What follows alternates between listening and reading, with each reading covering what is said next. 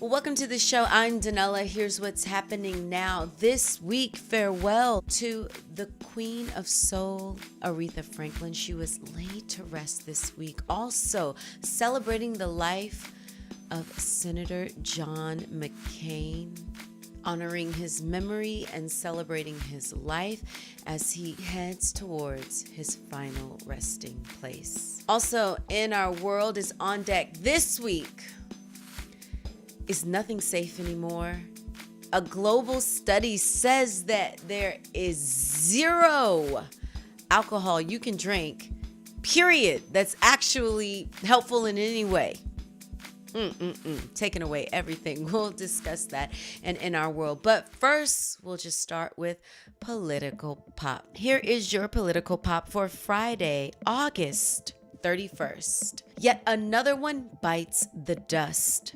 Big news this week, even if it seemed kind of tame as the week went on, and that is this, that Trump's previous general counsel for his campaign and considered one of Trump's few senior advisors that wasn't a yes man. Talking about no other than the lead attorney in the White House, Don McGahn, is stepping down. That's right. They're saying that in fall, he's going to step down.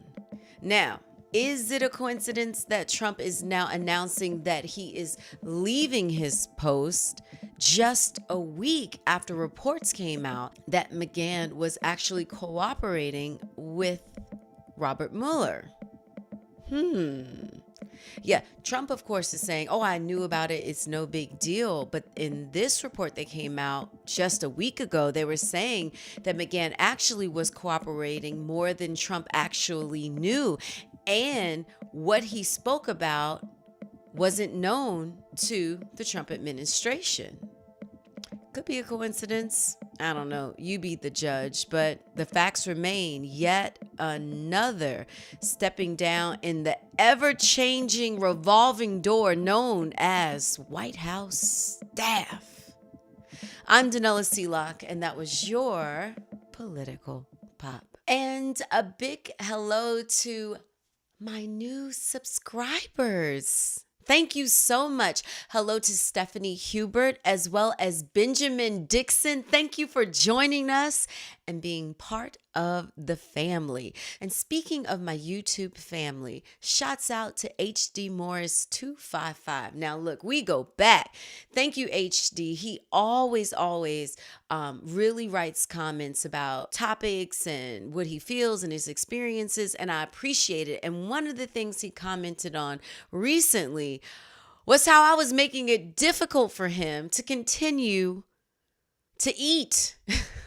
Because, on the show, we always talk about, I just try to let you know as soon as I know it about just health things. And so one of the things that he was referring to was my realization of the actual Roundup weed killer causing cancer that goes into our cereal, as well as, breakfast favorites like granola bars. And so he was saying that he had bought some Nature Valley granola and was making it hard for him. So HD, heads up. You might not want to hear In Our World if you remotely like drinking, because in our world this week, it pains me to say, here we go, we'll kick it off right now. A new global study says that no alcohol is safe to drink. What? No, this is terrible news. All right, before we get into this global study, shocking. Don't be angry. I'm the messenger. Don't be angry at me. But before we get into this, I'm going to talk about my history with drinking, right? So 21 years old, I graduate from college. And I swear, as soon as I turned 30, it was like, yo, you can't go like this. And not that I was drinking much. I definitely have a low tolerance, but it got to the point where my body could not even tolerate just liquor. Like, let's say, it's the end of the night or something, like, let's get some shots. Right. I mean, even in college, I am the person that cannot stand being hungover, puke central. So as I become more mature and figuring out like, girl, you got to live the day after, I realized that I'm a 2-drink maximum. 2 drinks. They cannot be any liquor. If it's liquor involved, that's when it goes down to about 1 drink. If I exceed that, okay, it is vomitville. Dizziness. It's disgusting. All right, we won't go into any more detail, but pretty much that's what it is. So, yeah, wine is my thing. Wine time, all the time. It's not really all the time, but I mean, it is an enjoyable time. And so now I am reading this report like, nah. What are you saying? Because even doctors recommend, they'll say, oh, drink 1 glass of red wine, antioxidants is good for you. In fact, even my chiropractor, she was like, yo, you could either take Advil or something like that, but I recommend you just drink a glass of red wine at night to help with your pain after having my son. I had him. It was natural. Back ain't never been right. Plus nursing him for so many years. Yes, years. And you're holding and you're looking down. It's like, neck, back, shoulder, my neck, my back, all of that. So let me get into this report. It was sad to me when I read the headline, no alcohol safe to drink. So here's what the global study says. They confirmed that there is no safe level of alcohol consumption.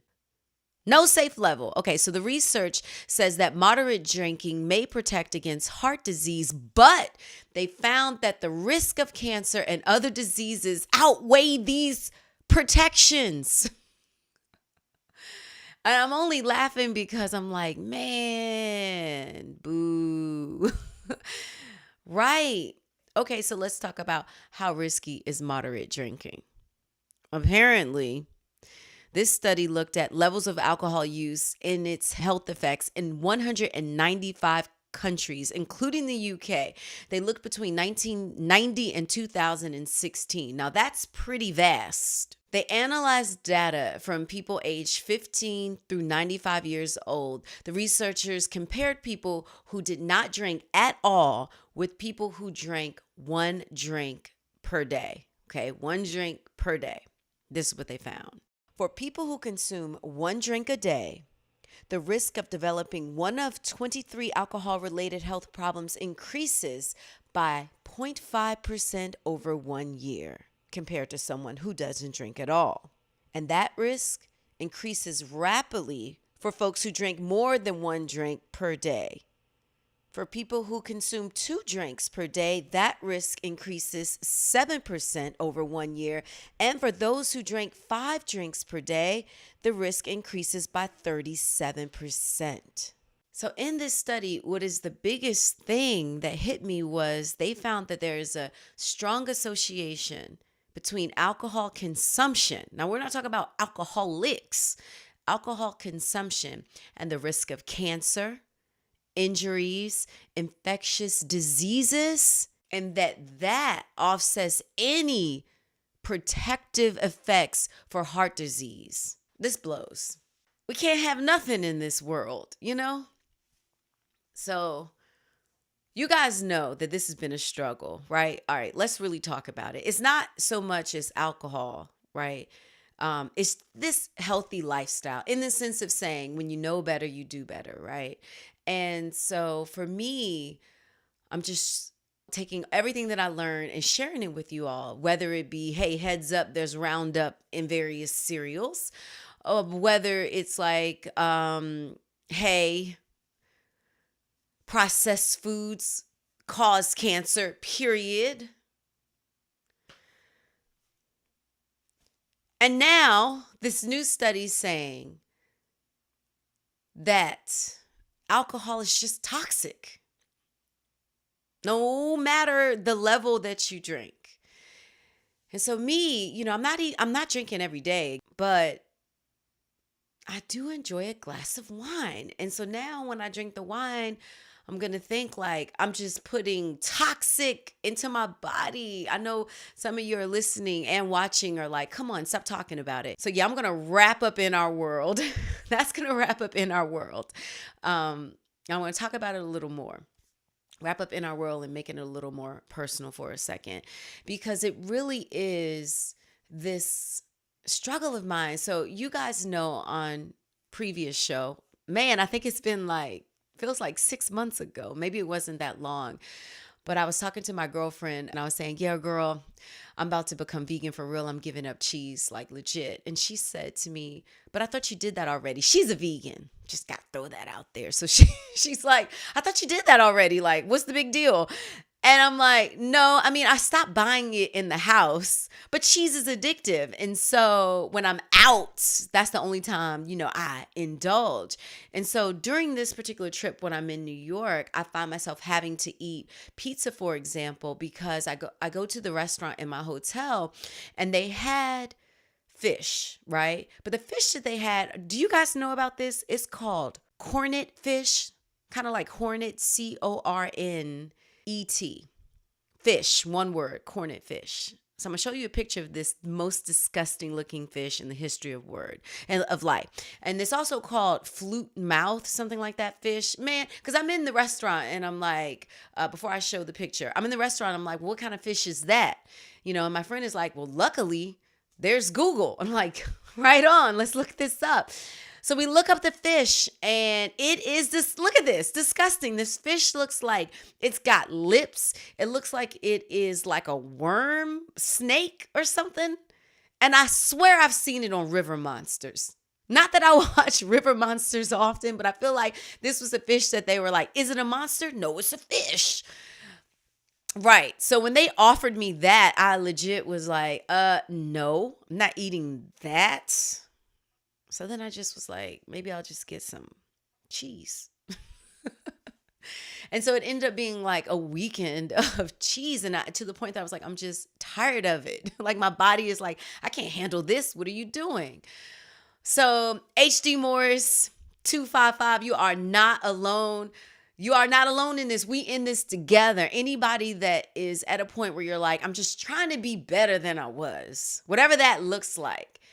And it's a real struggle, So I just wanted to, as we got out of in our world, just be like, yo,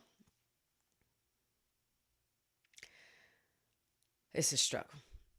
Pot, this is keto. Being healthy is a struggle. I am trying to get it under control. Got to do better when we know better. So here's my breakdown now. My breakdown now is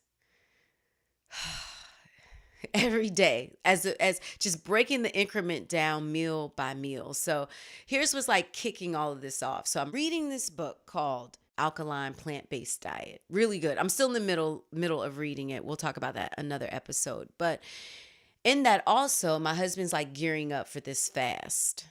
And he's called like a mineral fast, and he's really on fasting. He's like, we really need to just cleanse out our bodies. Let's just get a fast going. And I am firmly against it. I am the person that they created the Snickers commercial behind. And I probably have said this before because this is the literal truth. I tend to try to be pleasant, upbeat, but somehow when I'm not fed, it's really hard. And I've been working on it because I know it's something internal in me. It's definitely got to be an internal struggle. And it's gotten better. But there have been some very heated, violent things that have happened. Violent. When I've been hungry. Stuff for another podcast. And so the thought of fasting and just drinking liquids and soups that are healthy,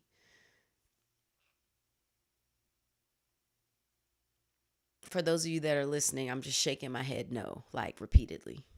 If you're not watching this podcast, like it's just not anywhere in my peripheral of like, let's do it. Yeah. So when we start this fast, I'm going to let you know because you're going to see it. I don't know what's going to happen. But the idea is that we're going to detox our bodies, put more minerals in, and then just each day be better about putting in like actual fuel. Not saying that we will never enjoy anything that isn't healthy, but just saying that our main diet that we're eating, and not diet as in weight loss diet, but what you're actually putting into your body, your regimen. For us, we're trying to make that just be healthier as opposed to comforting. And So it'll be interesting. Luckily, my son is like super healthy. And I know he could be even more healthy, but he's on mostly plant-based because of what he likes. And then we found out also he's actually allergic to meats, you know, beef and chicken and shellfish. So yeah, he's plant-based just out of that. And also he's just tends to be very healthy. Like if he sees us eating something, he's just not interested at all, which I'm glad. I love pasta and he's like, oh no, keep that away. So hopefully he can be a motivator for me on this journey. I'm going to let you guys know how it goes. Again, I'm not recommending necessarily that you guys do that, but I'm just going to go through it first for as long as I can. We did admittedly try a detox. He called it a detox. I called it a fast. It almost broke us up. He didn't know. It was just after I had my son, probably about maybe 3 months, which was a terrible idea for a lactating mother. Like like every meal this cat's eating is coming out my body, to be on some kind of detox. It almost ended us. He didn't know. If he's watching the podcast now, I'm glad I stayed. But so we'll see how this next one goes. Woo! It's a struggle. Speaking of struggles, let me talk real quick about the audiobook because this was another internal struggle. Ooh, so I told you guys that I did the show early last week because I recorded another audiobook. And this one, it was interesting. So when I was offered to do it, this particular title, I had to kind of really think about it. I was like, oh, am I going to do it? Am I going to do it? Because I'd already read this book back in the day when it first came out. So the book is the autobiography of rapper Nas, his daughter's mother, Carmen Bryan. It'll be available soon. And so it is her autobiography. And as I was like really thinking about whether or not to read the title, the turmoil for me was initially the content of the book, to be honest with you guys. The book is based about her experience in creating one of hip hop's arguably probably biggest beefs ever between Nas and Jay-Z, because she was hooking up, dating both Nas and Jay-Z. And so it really just talks about her life at that time and the decisions that she made. And so for me, it was also giving voice to that, because anytime you're reading the audiobook, and one in your narrator, but in another in you're also creating an experience for the listener and also paying tribute to the author. And so some of that is interpretation, but in this case, the autobiography, it's like you have to put yourself in her shoes. And so that was some of the struggles for me. And I talk about this often, and it's this idea of learning how to really, truly not be so damn judgmental and critical. I'm working on it. And I feel that I am, I really try to be this open, accepting, understanding person. But I swear, it's hard. I guess that's just the nature of humans. We naturally, if something is different or somebody makes a decision, it's easy to look at their life and say, well, if I were in those shoes, I would have done this, or I would have easily stopped and did this. And I swear I find myself doing that so often, and I don't like that. I don't really like that about myself. And so I've been working on that very, very often, the kind of to be able to look at something and I can have an opinion about it, but not be judgmental. What does that look like? What does that feel like? So that was some of the turmoil initially in reading the book and then even advertising the fact. But then I had to really think about it. And one thing that's true for me for years, in addition to being this person on radio, on television, in addition to being on the news, that kind of person, one of the things that I have always strived for consistently is being an advocate, being a voice for women and children in underserved communities, because that's literally my life. And if it wasn't for other people that I've seen, like just being a little girl, I've talked about that before as well, being a little girl and seeing the people that have come into, my school and inspire me to see the world bigger than I am, my life would be terribly different. definitely terribly different, because all I would know is what I was exposed to. And so I'm grateful for that. And so for me, it's been very important to not forget that, not forget how my life has been changed by learning more and by other people putting a hand out and say, hey, let me show you another way, or here's my experience, and this is how I overcame challenges. So for me, that has always been very important. And so whether it be, I normally don't really even post this kind of stuff, but this is the stuff I love to do, going out into schools and talking about my experience growing up. Because a lot of times when I get into my real life story, it surprises people because they tend to think that the reality of who I am is not, what my true reality is. Because when I say, about my experiences and things, people are usually shocked. And for me, that's more of a testimony to say your life can be a series of events that happen to you. And these things, even traumatic things, they can be part of your story, but they don't have to be your identity.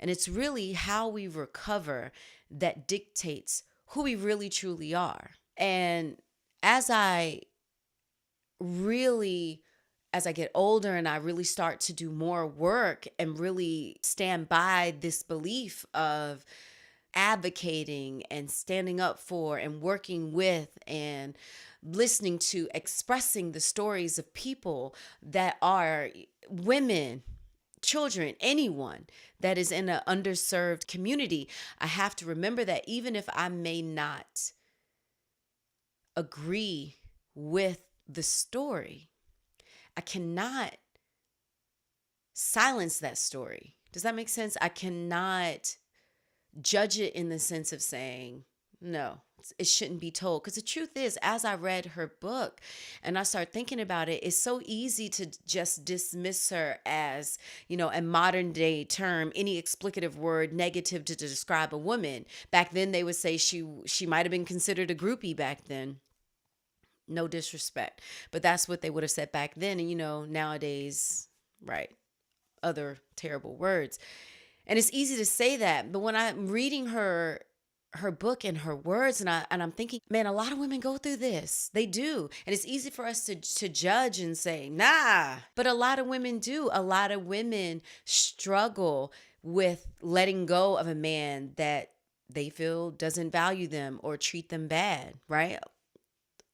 A lot of women do. A lot of women do.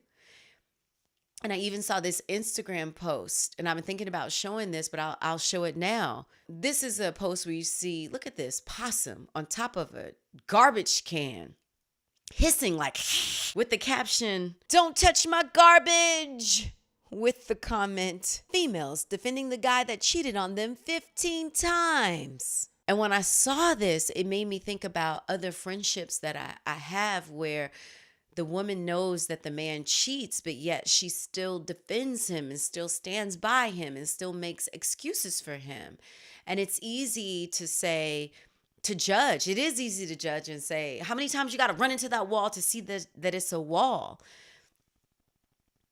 But then I have to look at my own life and say, okay, I wasn't there. Because I'm like, you cheat, deuces. I know that. Enjoy that woman. I'm out.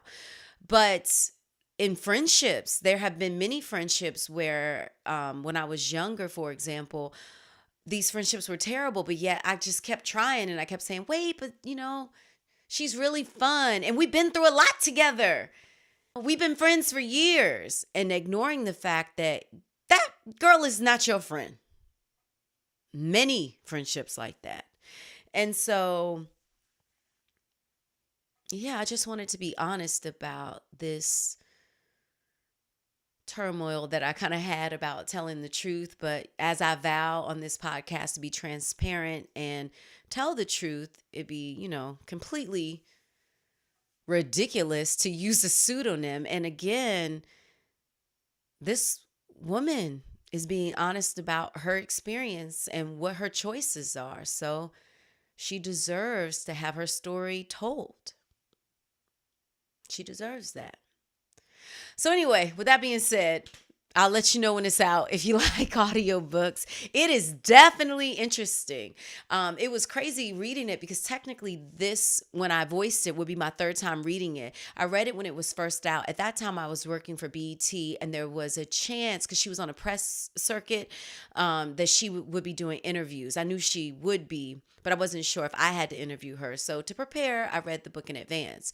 So then you read it again when you're getting ready to record something, because you have to, for me, you highlight the various characters so you kind of know, what's happening. Because, sometimes a character could be talking and all of a sudden someone else comes into the room and you're like, well, who is this person? So a little trick, if you want to do audiobooks, is to highlight. You can make your own codes or whatever for different characters, if it's a man or a woman. Now, I'm not doing complete acting a voice where I'm like, hello. I'm not like Nas or Jay-Z. Ha, I can't do a Jay-Z. I can't do it. But anyway, yeah, not a voice character. So yeah, as I'm reading the book, there were times as I'm reading it, I had to take a step back and I'm like, oh, all right, let me really give energy and passion, not energy and passion, but let me read this in a non-judgmental way and in a way that has empathy for this experience that she's in. I mean, it's a tough life. So, yeah. And another weird dynamic, I'm just going to say, and it's not a spoiler alert, but the engineer, a lot of times engineers in studios are up and coming rappers.